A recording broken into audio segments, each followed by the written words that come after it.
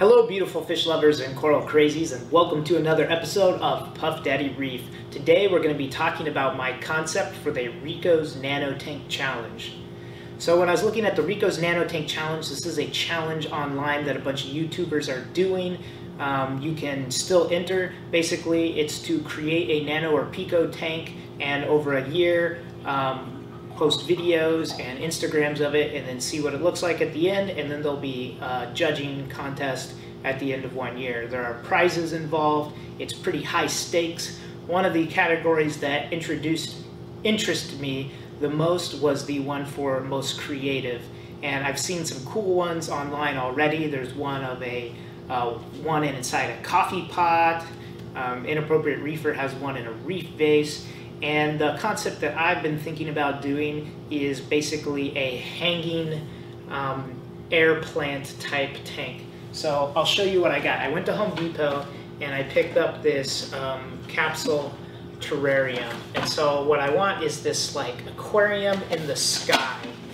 And this was the biggest one I could find, believe it or not. There's not a bunch of huge ones, but it's a little kind of vase aquarium thing with a small little hole, and it's for air plants, but I think I can only get water up to here. So if you've seen one bigger, please leave a link in the section below.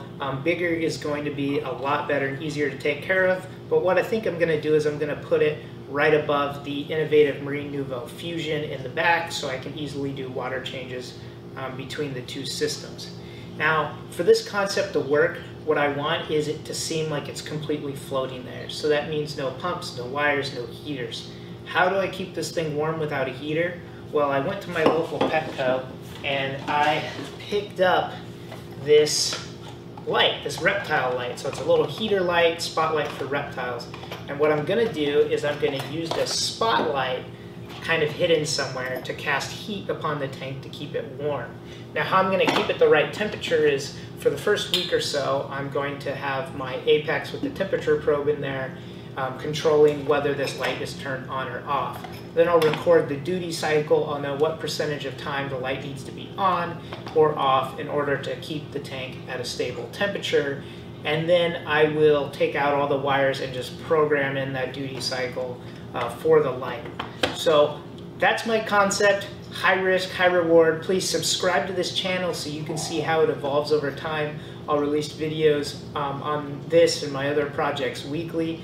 And also, let me know if you found a bigger one of these somewhere, because this is going to be a really tiny tank.